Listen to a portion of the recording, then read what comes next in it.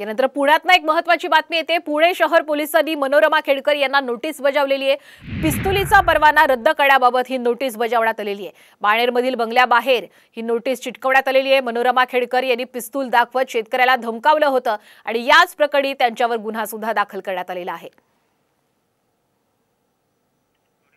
तर आपण पाहतोय की मनोरमा खेडकर या वादग्रस्त IAS अधिकारी पूजा खेडकर यांच्या आई आहेत आणि त्यांचा सध्या एक नुकताच जुना व्हिडिओ सध्या व्हायरल होतोय, ज्यामध्ये मनोरमा खेडकर यांनी हातामध्ये बंदूक धरलेली आणि शेतकऱ्याला त्या धमकावतायत।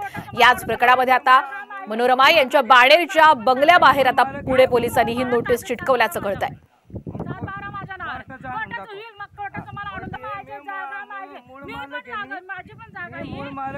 मनोरमा खेडकर यांना नोटीस बजावली आहे आणि नोटीस कशा संदर्भात आहे खरं तर आपण पाहूयात। या ठिकाणी मनोरमा खेडकर यांना जे नोटीस बजावलेले आहे शस्त्र परवाना रद्द करण्याबाबतची कारणे दाखवा नोटीस आहे।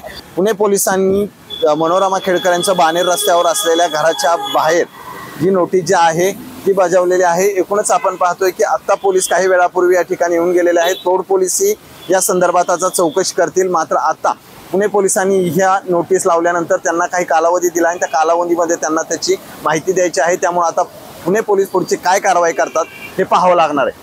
सचिन जाधव, साम TV न्यूज, पुणे।